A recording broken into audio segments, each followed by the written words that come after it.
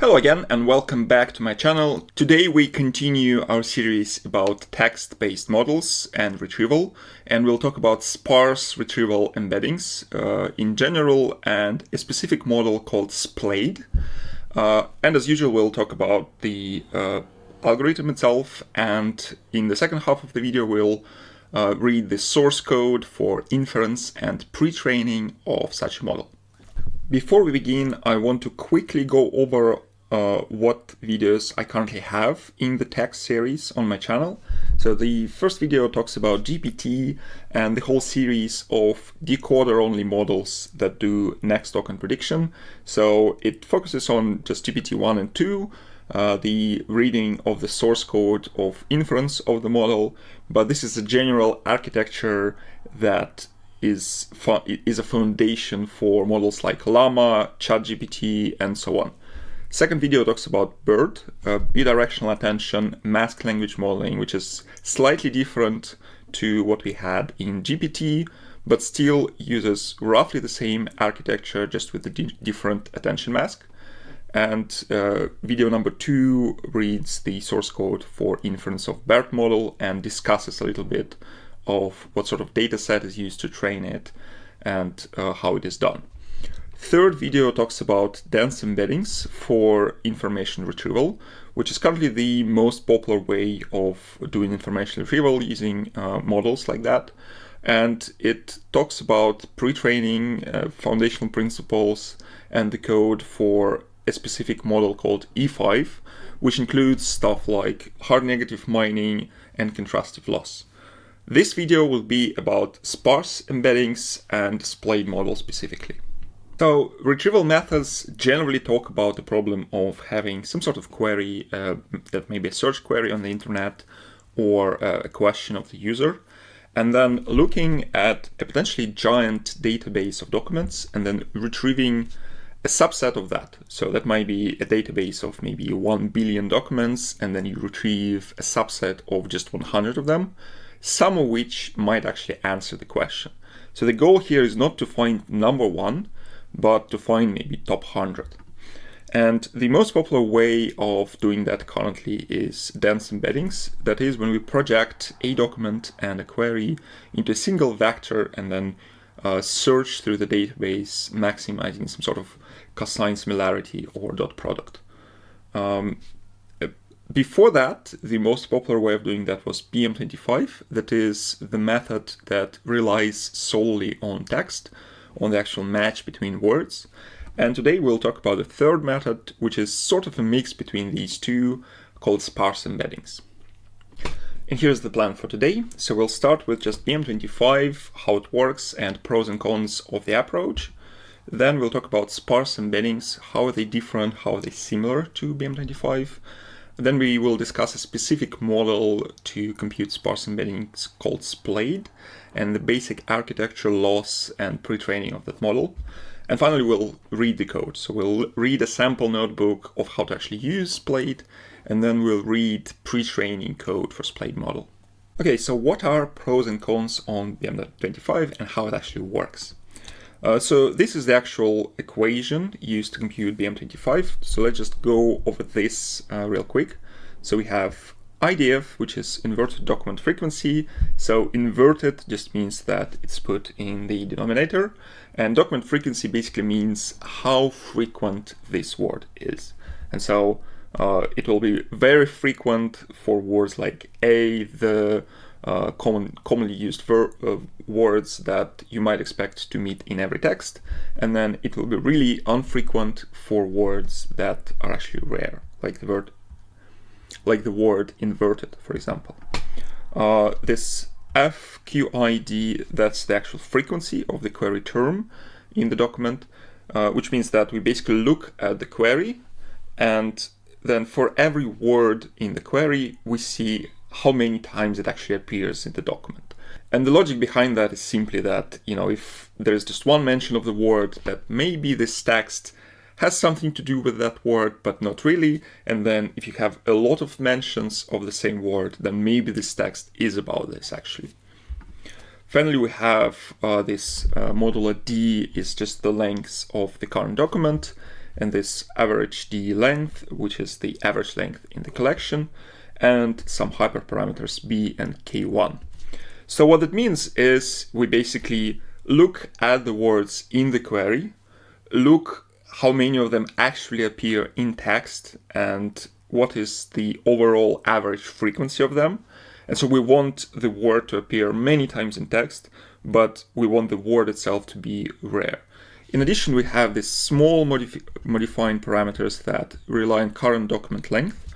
And the logic behind that is that if the document is long, you might actually expect it to contain a lot of words, whereas if the document is short, it wouldn't contain that many words. So this basically penalizes too long documents because they will just naturally contain more words.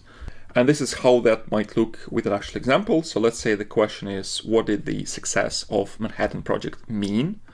And then we have a positive document. The success meant deaths of hundreds of thousands of innocent people.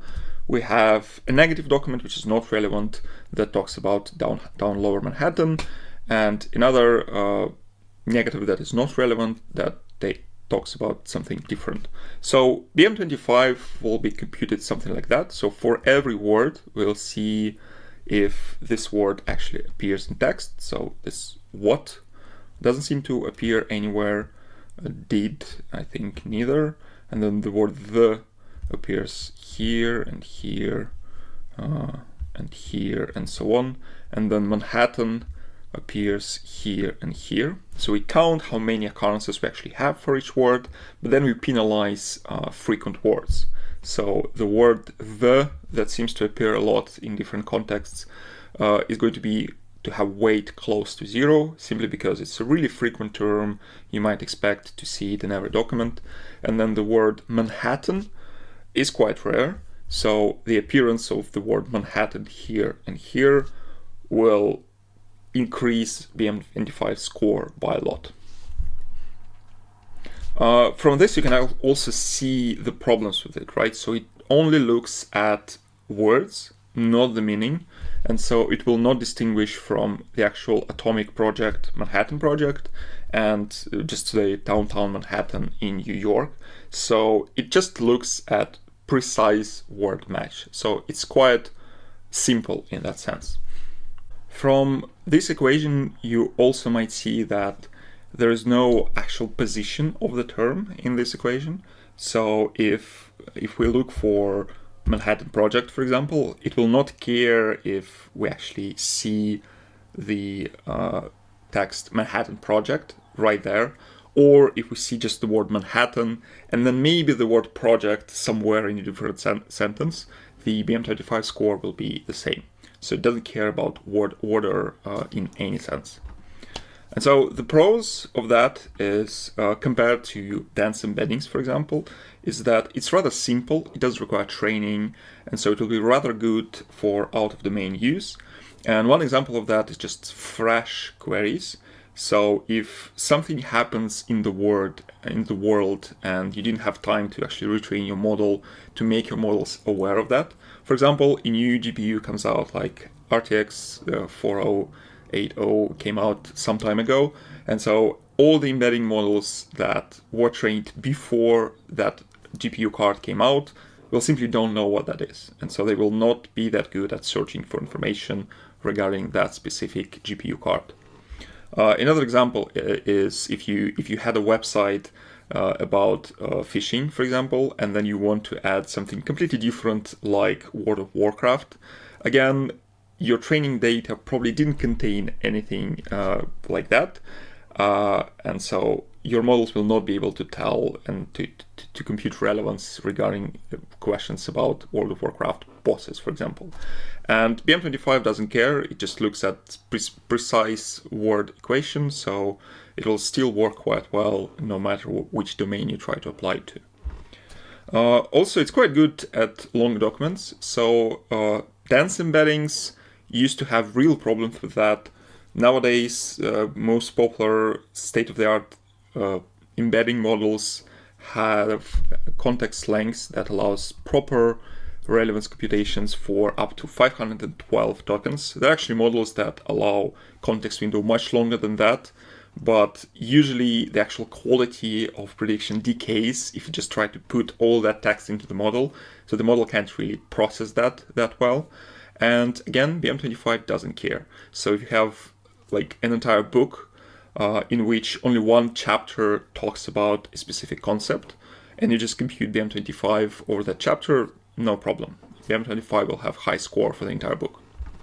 Also, it's very interpretable, meaning that you can actually highlight words that you've met in the document. So high BM25 score allows you to say, well, this document is relevant because it contains these words, which we might not always have with dense embeddings, like when we show some sort of document and it's not really clear why we show it on first position, simply because embedding told us so it's not that interpretable. Also, it's very performant, so the compute is much simpler than applying a transformer model. So you just split the text into words, and then you count the number of intersections between words in the query and in the text. Now let's talk about the cons. So one subtle problem is that when we look at precise equality between words, it matters a lot what do we actually consider a word to be. So in deep learning, we call that tokenization problem, where, for example, if someone would look for a GPU card written like that, GeForce RTX 4080, without the space here, it will not match to this one because it's a different word. So it's not equal to that. BM25 score is going to be 0 for this term. So small differences in the way you write model names, maybe shoe sizes, years, inch dimensions, and so on, all of those will affect BM25 score a lot, and it takes quite some effort to get rid of those problems.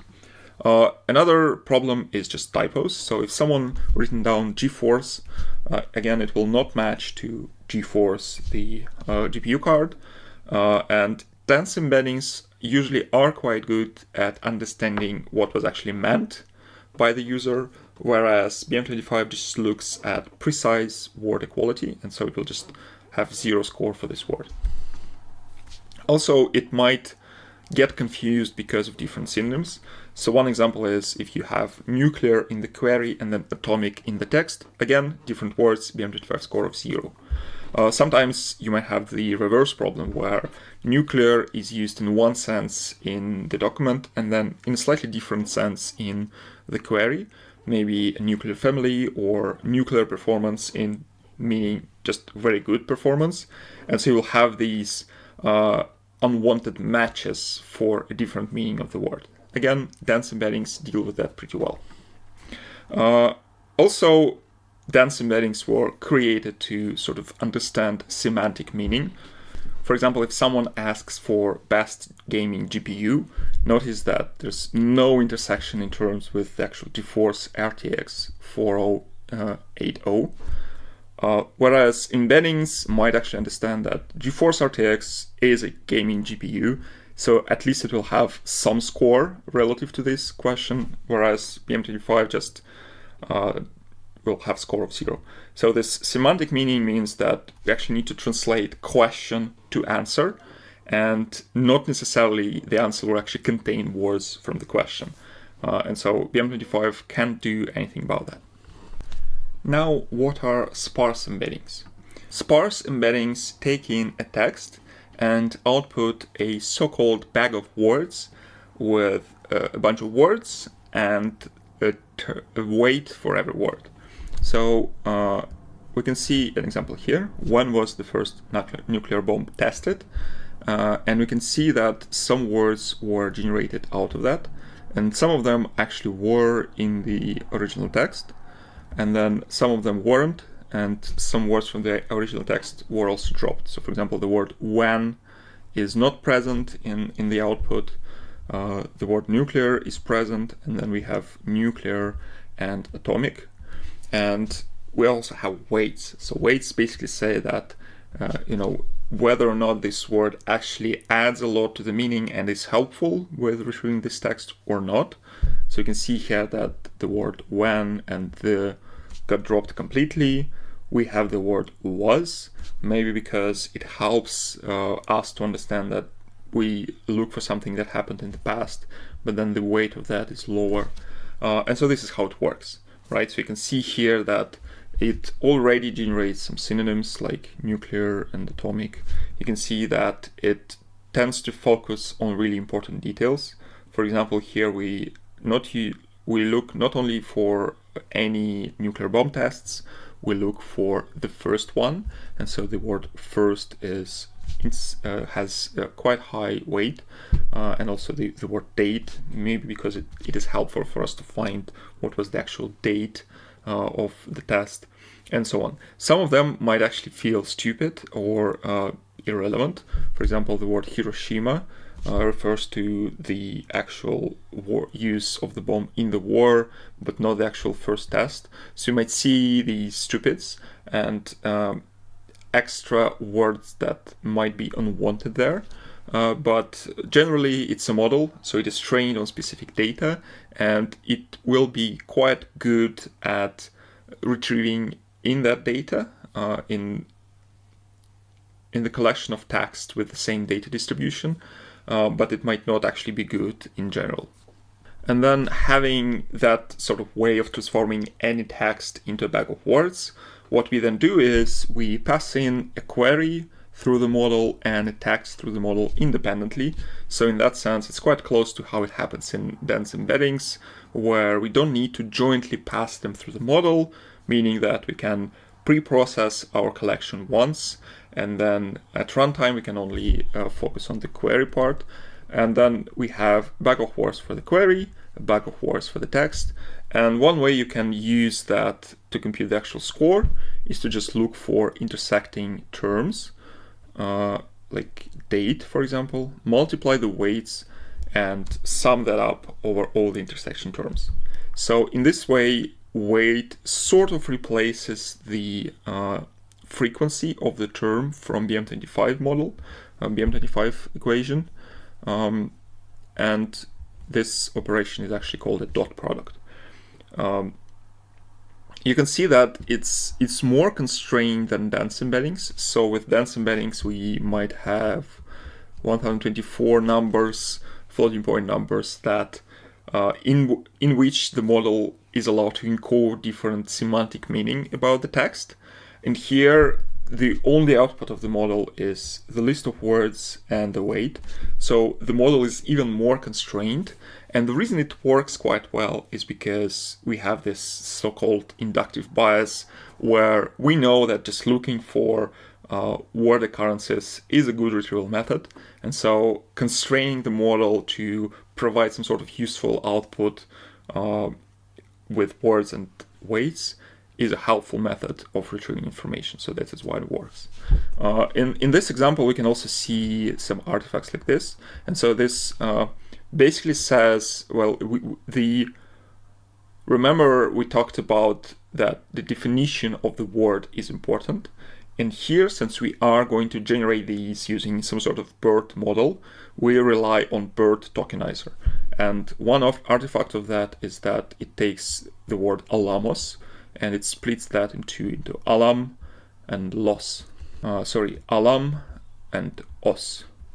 So you have some words will be split in two parts or even more, which does mean that this token os might also match to something else, maybe not alamos, but Bahamos or something like that. So you might have some artifacts from that, but generally it works quite well. Now let's talk about the actual Splade model, how exactly it works and how it is trained.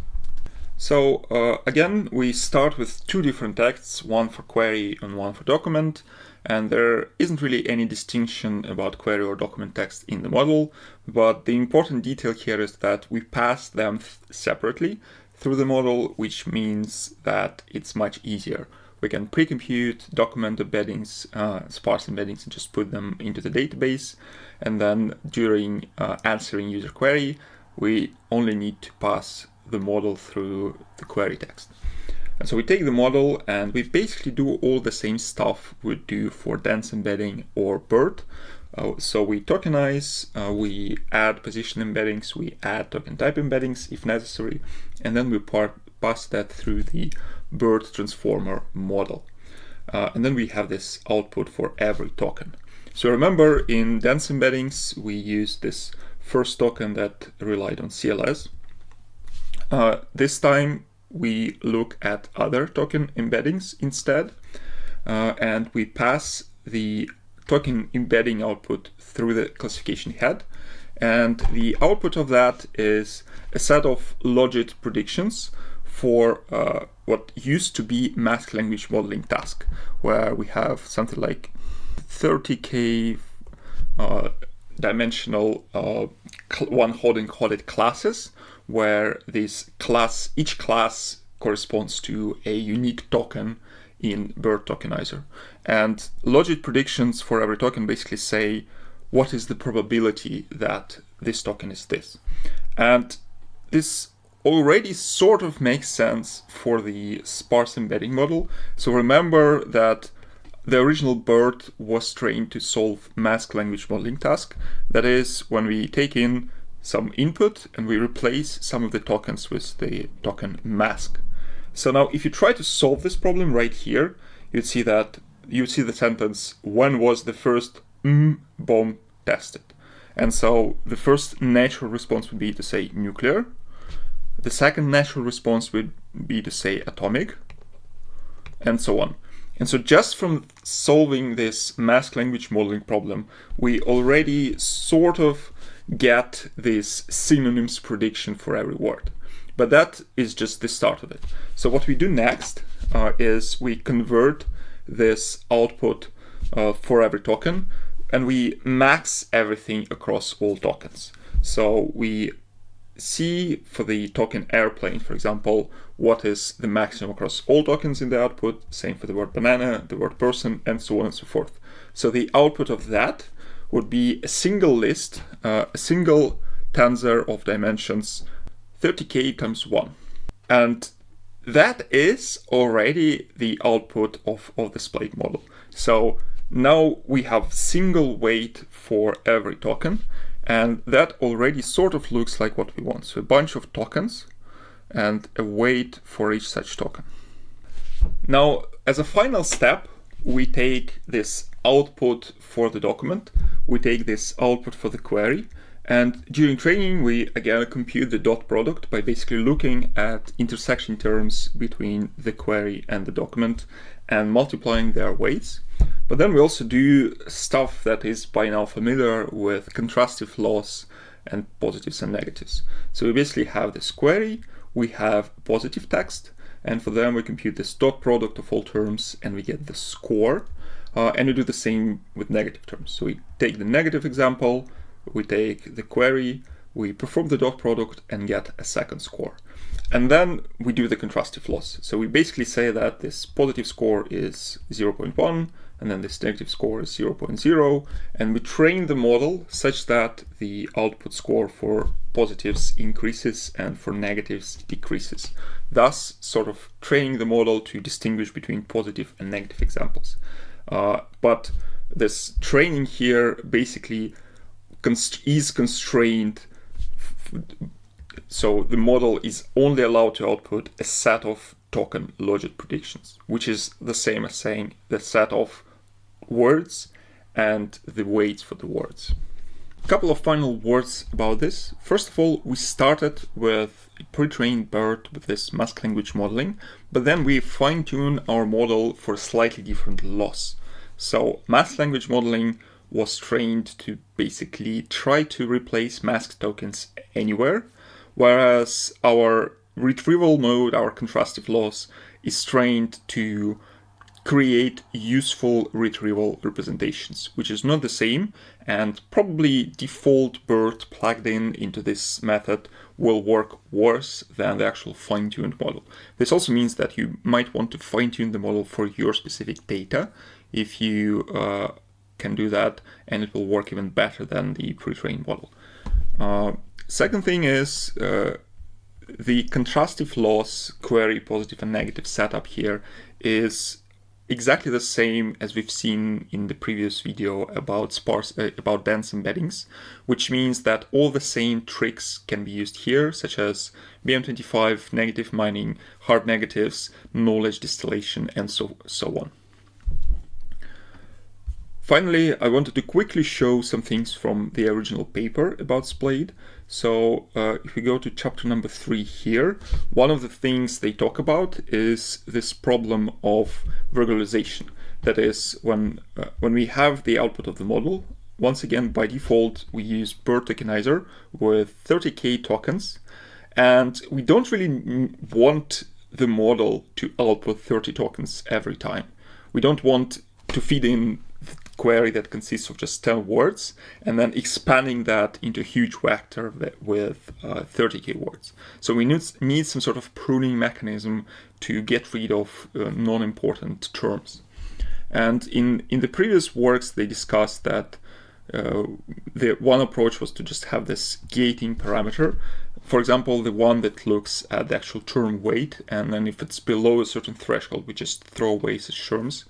What they did in this paper is something completely different. So instead of throwing away some terms, during training, they remapped the weight like that. So they take in original weights, they take ReLU activation, and then the logarithm of that, summed up like this. So it's kind of like softmax with this extra ReLU activation here. And what they've surprisingly found from that is when training with such modified token weight output, it already helps achieve the same result. So you already have a situation where you only output a small number of non-zero token weights, and non-important weights just get filtered automatically by the model itself without the need for external regularization. They didn't really give explanation for that, so they claim that it was surprising for them as well. So basically this is all we have to work with. Before we dive into the code, I just quickly want to go over pros and cons of BM25 that we've discussed before and see how addition of this sparse embedding model changes things. So let's start with cons. So we talked about tokenization and typos problem, and a lot of them will actually be fixed with this word expansion mechanism.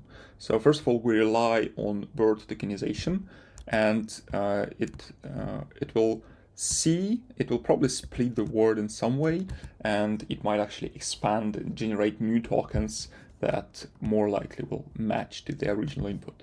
And same will happen with typos. So the model will generate the token expansion with corrected typo. Same for synonyms and different meanings of the same words. So now, once again, our synonym generation and term weight generation now depends on the context.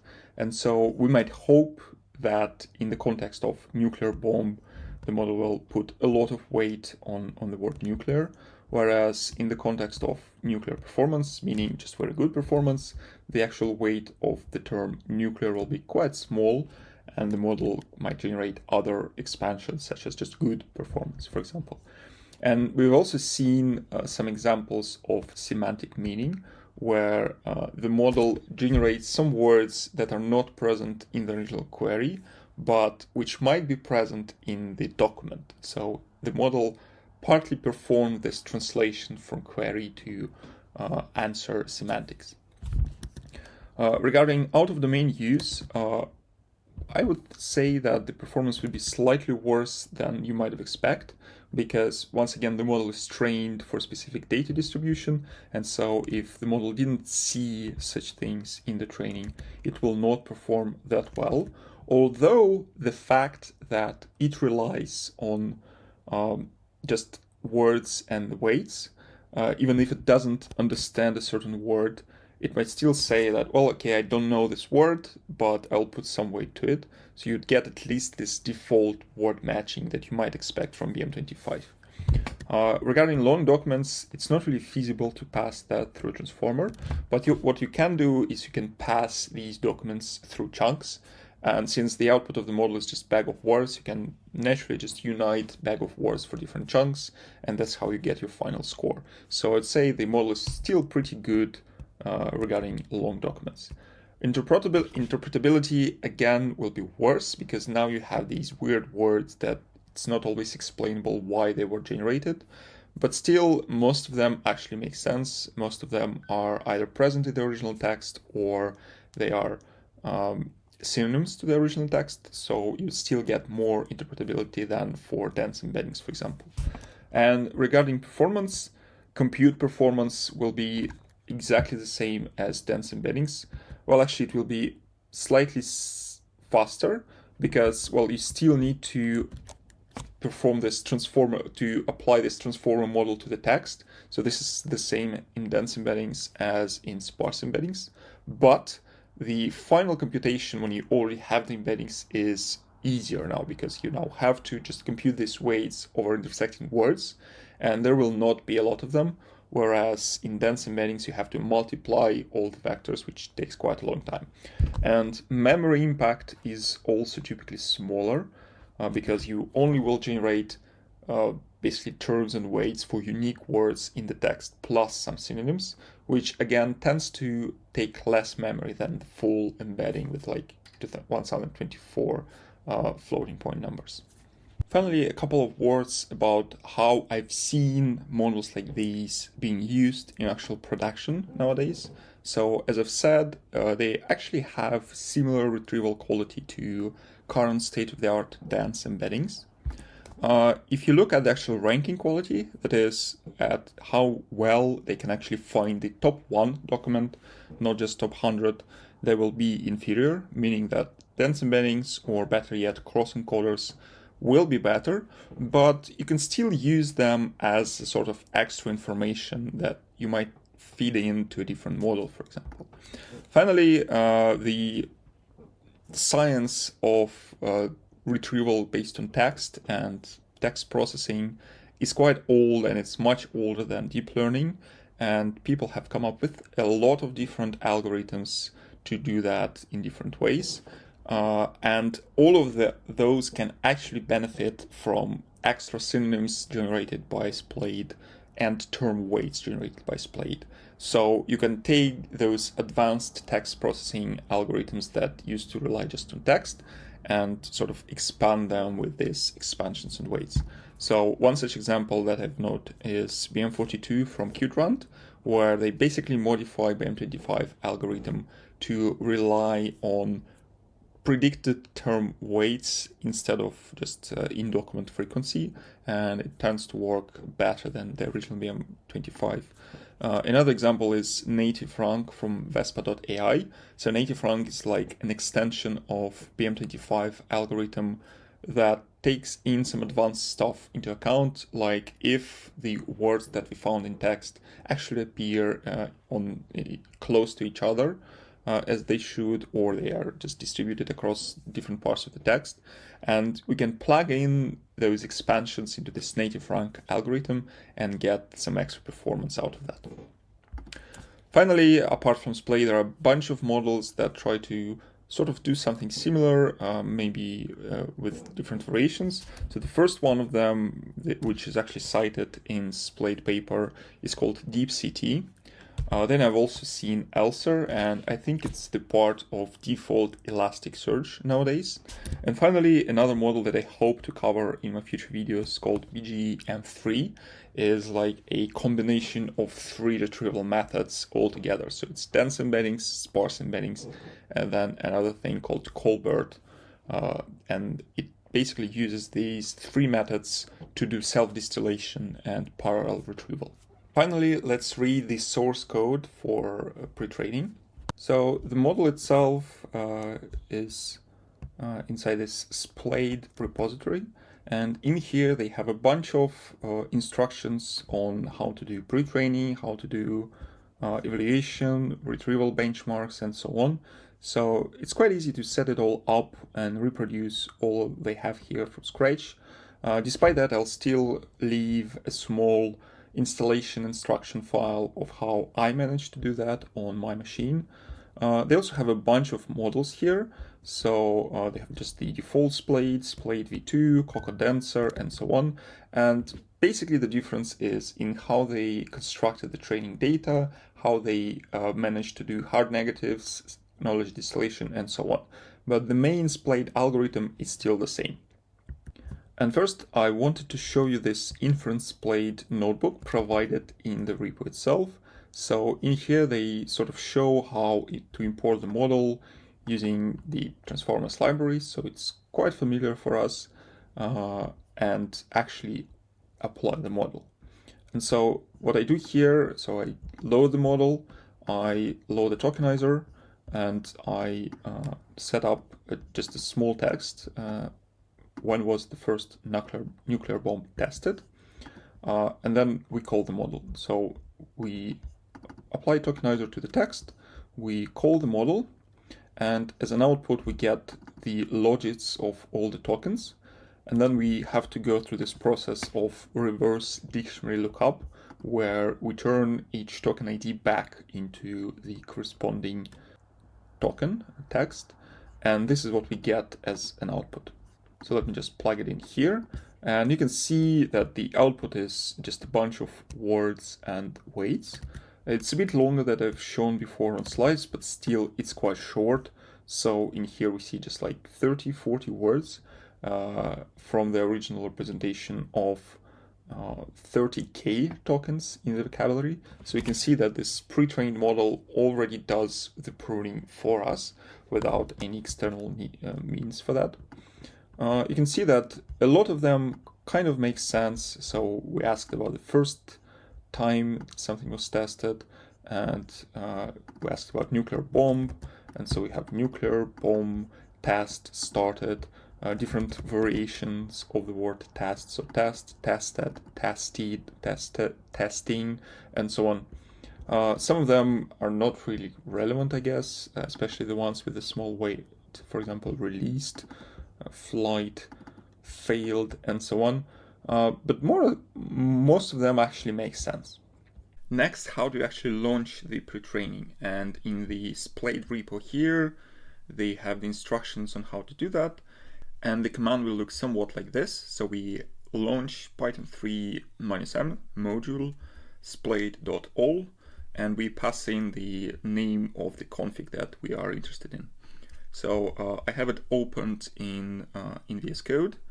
So this is the all.py module, and it's quite short. It just refers to this main function basically, which does training, indexing, retrieval, evaluation, and so on.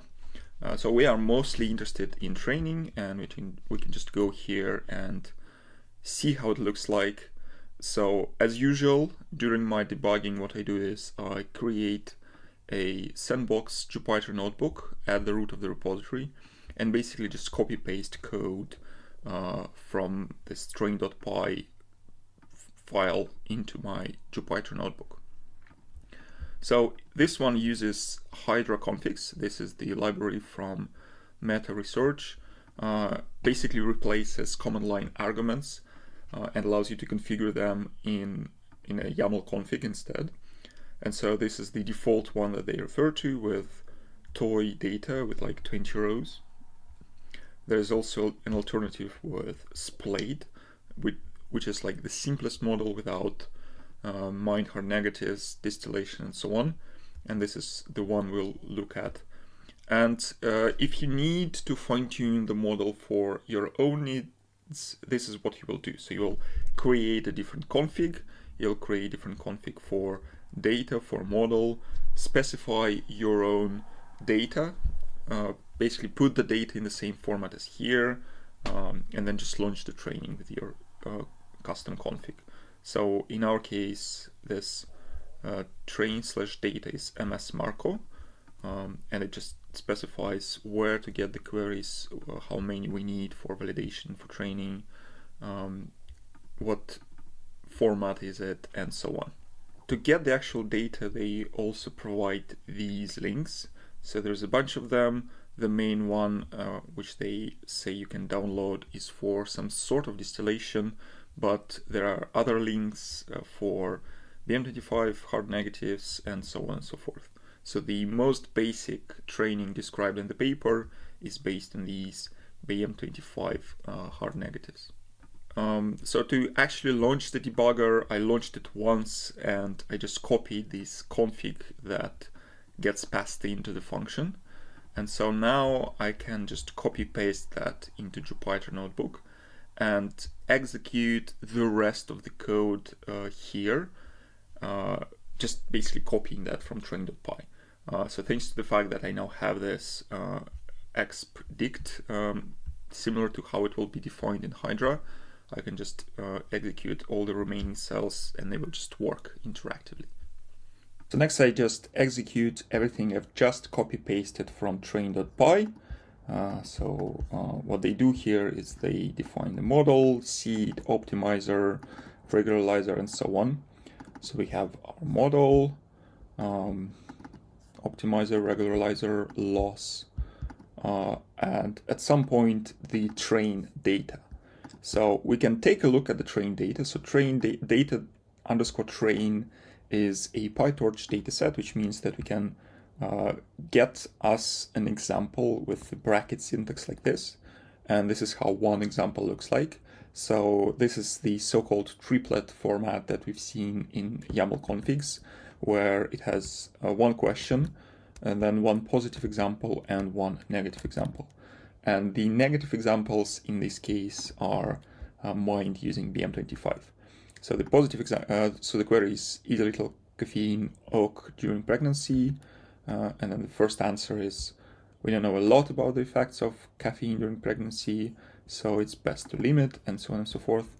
And the negative answer is it is generally safe for pregnant women to eat chocolate. So roughly the same words, but instead of caffeine, you have chocolate. So then we have data loaders, and data loaders basically fetch examples from the dataset, tokenize them, and unite them into batches. And this is how we can fetch us a batch from data loader. And so now everything is tokenized. So we have it's split into query input IDs, query attention masks, positive input IDs, positive attention masks, and the same for negative. The model and the tokenizer are based on transformers, and we can check what tokenizer is used again in YAML configs. So for the default, Splade model is going to be this Dilbert base uncased.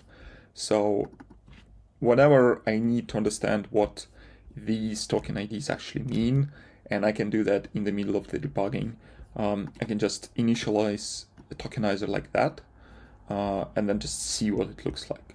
And so this is an example of stuff from the batch, right? So this is the first example, query, positive and negative, and we can see that the CLS token got added in the beginning, then the SAP token in the end, and then some of these got padded to a certain length, some of those I guess not.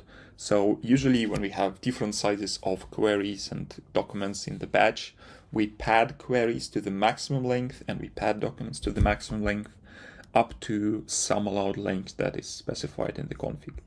So then we have the trainer, which incorporates the actual training, loss function, calling of the model. To actually call the model, we need to put everything on the device, which is going to be a GPU in our case. So yeah, here I'm just printing out how it looks like for negative input IDs. And then we can get out the predictions by calling trainer.forward from the batch. So this basically calls the model and outputs something. So what is the output of the model? So we here have this pos drep, pos qrep, pos score, and then I suppose the same for negatives. So first let's unpack that step by step. So first of all, what did the input look like? So we had query input IDs, positive input IDs, and negative input IDs. The batch size is 128, and 24 is the sequence length for queries. So it's basically the length of queries in tokens padded to maximum length in the batch. And so if we look at positive input IDs, the length is higher because documents seem to be much longer than queries in general. So these are the keys that we had in the prediction. So pos drep, pos qrep, pos score, neg drep, neg qrep, neg score. And these are the shapes. So pos drep, basically for every example in the batch, contains this 30K vocabulary size. So for each token in the vocabulary, it is going to contain the actual logits for each such token. So we can print out all the logits for the first element in the batch. So most of them are 0. Let's check how many of them are actually above 0. And we can see that 15K out of 30K are above 0. So this is the base model that got initialized from just the pre-trained BERT. And as we've seen from the previous notebook with inference example, where the model is actually fine-tuned in Splade mode, instead of these many tokens, 15K per input text, we actually get a much smaller amount of them, something like 50 tokens in total. So this level of expansion will be basically automatically fixed once we actually train the model. So the drep and qrep and so on are basically these logits, predicted probabilities of output tokens for the entire input text. And we also have these scores. So score is just one number for element in a batch. And so for the first element, it says 7,000. And let's also print out the negative score for this one. It's 3,000. So even the default pre-trained BERT already seems to sort of put them apart. So it knows that this is the positive and this is the negative. And this effect will be even better once we actually fine-tune the model. And this is how we can, and so this score is basically the dot product between query and document representation for negatives and for positives. This is how we can actually compute the loss. So the loss basically knows that these are the positive scores, these are the negative scores, and then we compute the actual contrastive loss between them, and this is what is used. So this loss is minimized when we fine-tune the model. Next, I want to debug into the trainer.forward call and actual model forward call and read some code. So to do that, I can just go to definition for this forward method, put the breakpoint here, and just press debug cell. And here I am. So as an input, I get this batch with input IDs and attention masks that we've just seen before. So roughly what it does is it calls the actual model. So it reshapes the arguments a little bit. So it takes in the batch and then puts some stuff in the Q quarks, D quarks for positives and negatives. And then we can see that the model is called separately for the positive and the negative. And this is the main call that we'll need to read. And loss calculation, the score calculation, sorry, is actually part of this self.model call. And then this is what is getting returned. So let's also understand what is the class of the model. So the model has the class Splade. I can just look for it in VS Code. And there are two of them actually, so one in Splade/Hugging Face and another one in Splade/models. I didn't really show that, but in the YAML configs there is a way to train using the default code written in Splade repo or using Hugging Face trainer. So we need the second one, this is the default, and so I go here, and now I need to find the forward method. I can see that this Splade class doesn't really have the forward method, but it inherits from the CME's base model, which in turn inherits from torch.nn.model. So this is like the root, the main model that actually does everything. We need the forward method, so I put the breakpoint here and continue. and just print out again what I got. So now we do this 2 times, one for positives, one for negatives. So the first time was for positives, I think.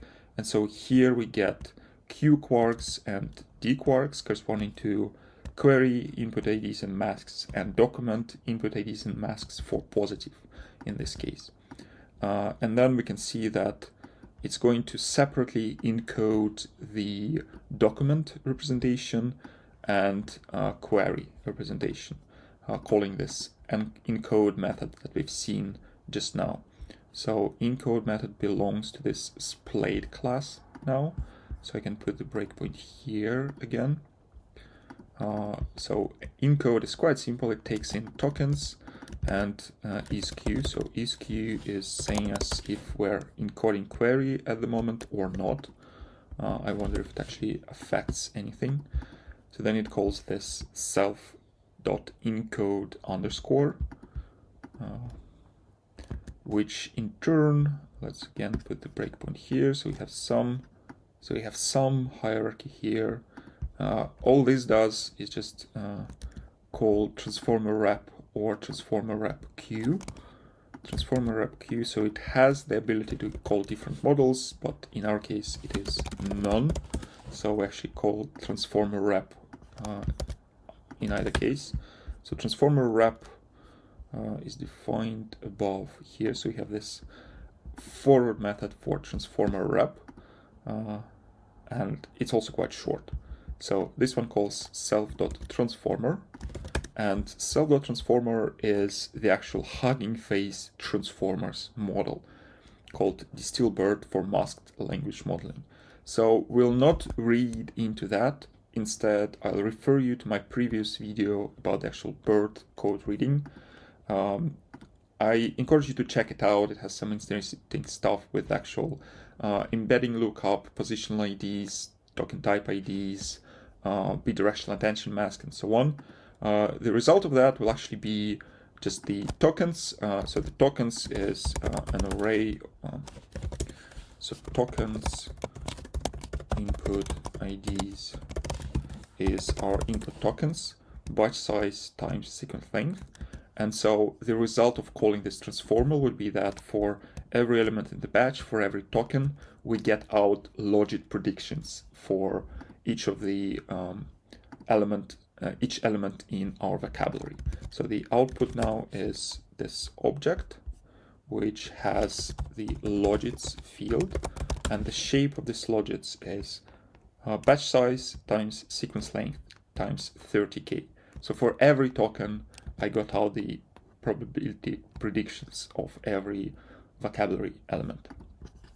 And this is what I returned from this one. So now we have to unroll the call hierarchy that we had before. So we had encode underscore, which just called this transformer and returns the result, which in turn is used by this encode method defined in Splade. So here it is. So I just called this self encode and get out the logits from here. So let me continue until the next line. So out is going to be the same shape, the logits for every token. And then we have this aggregation, which basically takes in per token output and then computes some sort of aggregation to output something for the entire input text. So in our case, we have torch max. So for max over the first dimension, meaning over all the tokens. So we're going to compute max over all the tokens, but the output will still contain logit predictions for every vocabulary element. And this is the regularization, sort of replacement for regularization that we've seen in the paper with logarithm of 1 plus ReLU. So this is the thing that, surprisingly to authors, causes the model to train in such a way as to actually output a small number of non-zero logits here. And the shape of this is 128, so batch size by 30k. So now we had, for every element in the vocabulary, we have just one probability prediction for the entire input text, input document, or input query. So what just happened is we have our query and a document. We pass them separately through the bird transformer model that we didn't read, the output of which is a series of logit prediction per every vocabulary item per every token. Then we do this max over all tokens with extra log of 1 plus x trick, which is what we've seen here in this torch max. So this is the part that now turns multi-token output of the model into a single output per the entire text, which kind of already looks like this, a bunch of words with weights. And let's see what happens next. So we've just called encode. Let me come up the call hierarchy again. So we were here in drep. Then we have a bit of similar code for qrep, query representation. So let me just continue until here. And now we deal with the actual score calculation. So on B negative stands for in batch negatives, which is false in our case. So in batch negative basically means that we have several queries in a batch, and we can add documents from neighboring queries as negatives for the current query, which is actually the default in a lot of models, but not here. So here we just have the negatives from the current query. So we get this direct multiplication, which basically, since the output currently is logit, so we basically multiply logits for corresponding tokens. Most of them are supposed to be 0, so you only get non-zero elements for those tokens that actually appear both in query and doc. So let me just print out what happens here again. So qrep is this 30k dimensional vector for every element in the batch. Same for drep. And then once we actually compute the score, the shape of that is just 1 per element in the batch. So score of the first element in the batch is going to be 5,000. But remember that in the trainer.forward we had separate calls for positives and for negatives, and this is what is getting returned. So we return from this forward call until transformer trainer.forward until here. So we get outpos, outneg, and then we just save that into the actual dictionary and return. So I can just break from here. And now I also want to take a look at the loss. So remember, to get the loss out, I just call trainer.loss from predictions. So predictions contain the actual representation, so token and weight, and the scores, the final multiplication between document and query representation. And then the loss sort of reduces that down to a single number. And I can print out what the loss is. So it's called in batch pairwise NLL, negative log likelihood. So let me find it. So here it is. Again, it is rather short. So let me break at the very beginning of this and just debug the cell with the loss calculation. So out D again is my representation for document, for query, for positive and negative, and the actual score. Then we get out the actual scores for positive and for negative. And here we do some transformations. So it took me a while to actually understand what is going on here. So usually when we deal with loss, we have some sort of loss called like cross-entropy loss or cal divergence loss or mean squared error loss. In here, instead of the actual loss, we return the selection of the subset of the scores themselves. So scores themselves are like the loss. So let's take a look at the selection. So this basically selects pretty much everything. So scores shape is now 128 by 2. So for every element in the batch, we have 2 numbers, positive score and negative score. And so this first tensor selects pretty much everything, at least in our case where we don't have in-batch negatives. And then the second one says, well, for every element in the batch, which index actually contains the correct class, and it's always going to be 0. So the first index is always positive. And so we select this thing, which is now of the shape 128. So we've selected just the positives, right? So the output of the loss is just the mean of all the positives, but before that we also have this log softmax and the minus here. So if we look at the actual cross entropy loss, we can see that it looks quite like this. So we have this minus, and this part is log softmax. So it has which basically means that when we do this log softmax, the negative scores that were stored in the second dimension here, they appear in the denominator, and then the positive scores appear in the numerator. So when we return minus scores after this log softmax transformation, what we're basically saying is we want to increase the score for positives and then decrease whatever we had here in the denominator, which happens to be the negative score. So it's basically cross-entropy loss laid out explicitly in code instead of just single call for cross-entropy loss. And this is it.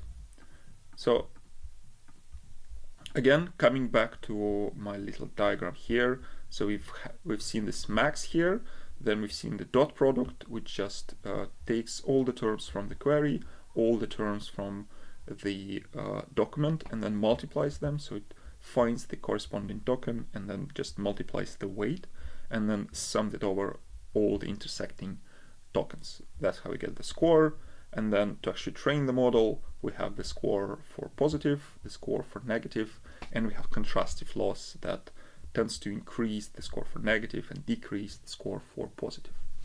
So this is pretty much it regarding the Splade model. I hope it was useful. I hope it helped answer the question, and see you soon.